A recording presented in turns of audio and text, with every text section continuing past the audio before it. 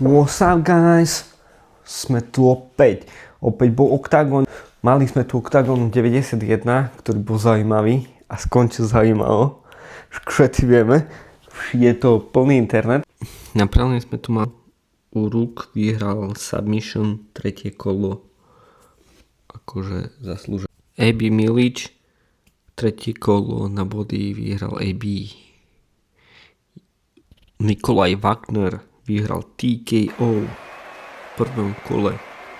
Pekne si ho potom následoval daný zápas Ivan Tagner, ale pekná submission v prvom kole. Následne nachádzal grapplingový zápas, kde bol tlačený Šebek dosť na zemi.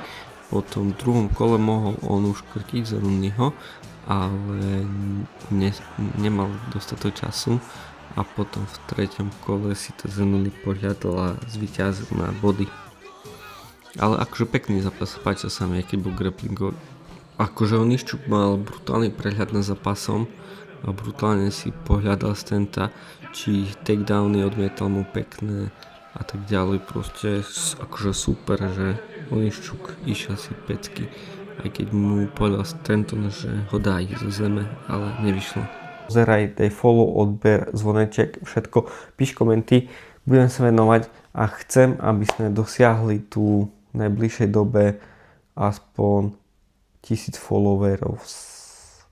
Dusisovi našli náhradu na poslednú chvíľu, Wayne Porter, strašný typek, bol pripravený, mal za sebou plagát, mal za sebou všetko, stále chodí na zápasy, aby mohol byť náhradník, aj keď prehral tento zápas, že dostal submission v prvom kole, ale i tak rešpekt pred ním.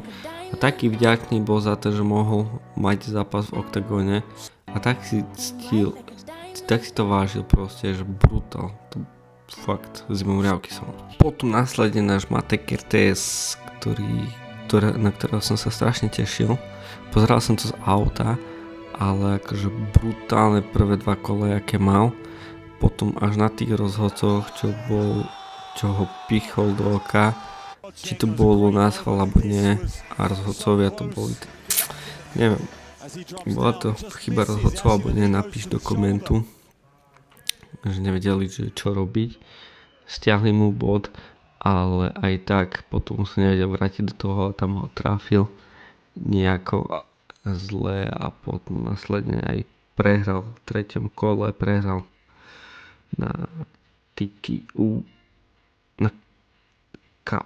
na KO nakoniec, no.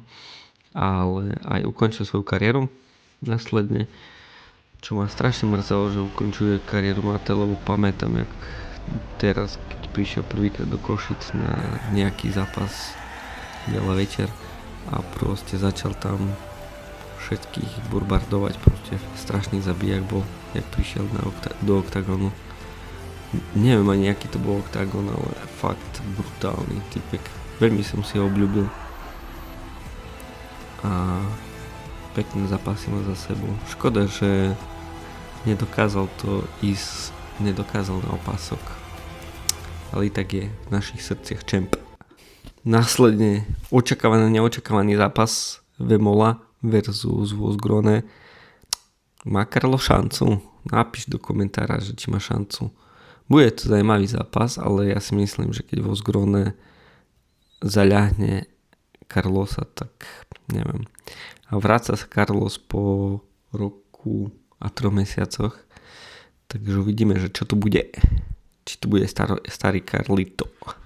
Že poď so mňou a dajme tých 1000 followerov. Dajme tú hranicu. Potrebujem prebiť hranicu 1000 followerov, takže mi pomôž, pošli to, zdieľaj to, všetko, hej. Patrik. To je náš Patrick Kessel, kde proste som sa tešil na jeho zápas.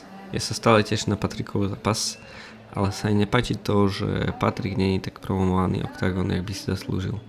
On je brutálne aj zaujímavý človek a aj jeho názory. Mám rád jeho aj rozhovory, podcasty a všetko, ale škoda, že nemám možnosť viacej byť nejak ukázaný. Ale jeho zápas bol fantastický. Toto si nečaká, že len tak rýchlo tak si presadne a on nastaví submission. Mám triangle. proste brutál. Jaký flowik si išiel, strašne. Neviem, čo k tomu dodať viacej. Profesorský výkon Patrika. Pán profesor Patrick Kinsel. Ja som zvedavý, koho teraz dajú Patrika. S kým by si rád videl Patrika v klietke? Ktorý by bol. A samozrejme Patrik získal aj výkon večera, čo si zaslúžil, lebo tak a Machajev akože aký výkon ukázal v klietke. Od toho zápasu som neočakával veľa. Vedel som, že Machajev je super, ale toto tak vypnúť človeka a ešte typek ostal zamrznutý. V živote som nevidel také KO. Ešte ukázal, som OK. Iba vypnutý Chávez. Nechápal som také KO, že ostal v postoji zamrznutý. Masaker. Čo hovoríte na tento zápas? A s kým pôjde ďalej teraz? Som zvedavý. Brutálny zápasník. Škoda, že nezískal titul, lebo neurobil váhu. Mal cez kilo. Ale veľakrát zhadzoval toho roku, takže môže aj to byť. Ale rešpekt pred ním. A potom už nasledoval ten zaujímavý večer, na ktorý sa každý tešil. Jotko, Engiček, dvojka. Veľká rivalita medzi nimi bola, čo proste atmosféra sa dala krajať, proste strašne vypískali Jotka, Engičeka, celá hala proste milovala, zbožňovala a verila, že to vyhraje, ale nastal veľký zvrat. Neviem, čo hovoríte vy na zápas, veľa názorov som počul, veľa diskusí o tom bolo, že proste, že jedna strana rozpráva, že Engiček tam dobre trafil to koleno, že malo byť KOčko. Veľa ľudí tvrdí, že veľa faulov bolo, čo proste aj Pirát robil veľakrát hociaké tieto fauly a tak ďalej. Veľa zápasníkov robilo fauly, takže ja by som ho až tak neodsudzoval. Ako áno, to chovanie na konci už potom tam je také, že kvázi som ho cenil, že ide i tak, lebo aspoň, že človek vidí, že ho to strašne baví a že ide si za tým snom a titulom a proste, že ho chce mať a nezvládol tie emócie. Na ďalšej strane chápem Jotka, že proste vydržal ten tlak a aj, že proste stále vedel s ním bojovať, ale neviem. Je to také diskutabilné všetko, táto téma. Bolo to tesné, no. A tu je to koleno dané, ktoré zasiahlo, že vraj suspenzor, ale ja si nemyslím, že by zasiahlo suspenzor. Tam vidno, že je to čistý údaj, že teraz, koho dajú teraz s Jotkom. Že či pojem Mach s ním, alebo síce pôjde asi pôjde s ním onen. Teraz by mal ísť Flery, keď porazí Škôra na Štvanici, tak poje potom Jotko Flery by mal ísť, ale neviem, ja si myslím, že aj Patrik by dal Jotka, neviem, ale ináč celú dobu som držal palce Kerimovi, že zvládne to, ale gratulujem Jotkovi, akože zaslúži si ten titul. Uvidíme, že čo povie nemecká komisia na to koleno, že či dajú no contest, alebo že či prejde ten protest, alebo neprejde ten protest. Som zvedavý, že ako to vyhodnotia, ale strašne zle pískali tí rozhodcovia teraz. Načbáni sa bol na rozhodcov ohľadom toho, že i Kerte sa tam troška zle dačo a aj tu veľa chybí spravil rozhodca, no. A tieto vystúpenia už akože videla si už celý internet všade. Celý Instagram mám z toho teraz. Ale nemusel to až tak hrotiť. Chápem, že emócie, dojmy, pocity a tak ďalej. Ale toto, že ukradnem pás a idem s ním preč. Ešte dokonca boli nejaké zabery, že išiel s ním až na hotel. To akože nemusel. Som zvedavý, že či Octagon dá nejaký postih a čo povie RTL, či čo to majú podpísané v Nemecku. Bude to zaujímavé ešte sledovať, ale aspoň aj zlá reklama je reklama, jak sa vraví. Ale neviem, Aký máš ty názor na to, na danú vec? Čo o tom hovoríš? Čo si o tom myslíš? Mal vyhrať Jotko alebo mal vyhrať Engizek? Povedz ty, je toto správne chovanie šampióna, že ukradne pás, preskočí pletivo a ide do toho. Ale zasa mám brutálnych fanúšikov, že proste preskočil klietku, dal tam ten opások a všetci mu fandili, proste má brutálnych skálnych fanúšikov, ktorí ho vedia stále podržať aj takomto. A som bol prekvapený, že neboli žiadne bitky mimo klietku, že dobre, mali tam nejakú potičku, boli tam nejaké výmeny, dobre, OK. Ale bola tam SBS, bolo tam všetko, boli tam rozhodcovia, takže OK, ale neviem. Také zmiešané pocity mám z toho. A veľa ľudí tvrdí, že Ondrej zle komentoval daný event. Čo si o tom myslíš ty? Ja si myslím, že bolo to celkom fajn.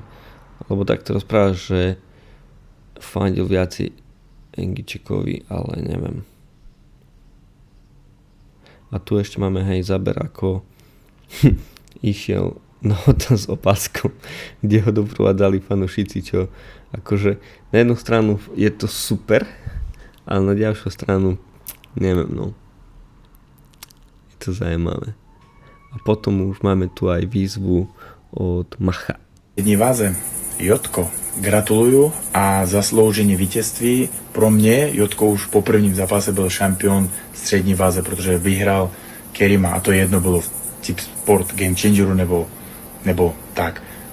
Teďka to ještě jednou potvrdil a přejel Kerima. 48-36, žádné řeči, vyhrál zaslouženě. Nechápu Kerima chování. Nebo chápu, já jsem ji před zápasem řekl, že prostě chce odvětu, prostě je to tam ego a občas musíš umět prohrávat. Je to jenom sport a jsem připravený kdykoliv, s kýmkoliv. A ještě jednou gratuluji Jotkovi. Udělal mě radost. Ale věřil jsem. A čo hovoríte na UFC? Paddy Pimblett proste akože brutál, čo ukázal. Jeden čas som ho sledoval stále, lebo vyzerá jak Saifa, ale akože brutál, jak si ho tam dal. Ale strašne veľa vydržal, jeho super. Nechápal som, jak mohol toľko vydržať ten super, jak sa tam stále obracal a sa snažil výjsť z toho, jak ho škrtil tam. Akože veľký rešpekt jeho superovi, fakt. Sú tam brutálni týpci v tom UFC. Páčil sa ti zápas jeho?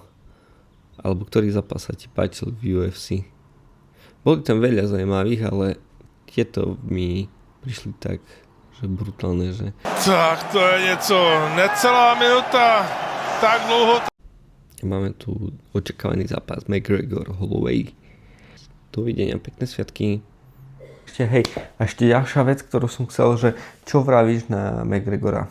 Návrat McGregora. Príde ešte? Nepríde? Vráti sa? Som zvedavý, že či sa ešte vráti McGregor. To bude otázne, Takže tak, a podpor tento kanál, potrebujeme rásť spoločne, takže podpor ma, zdieľaj to, napíš koment,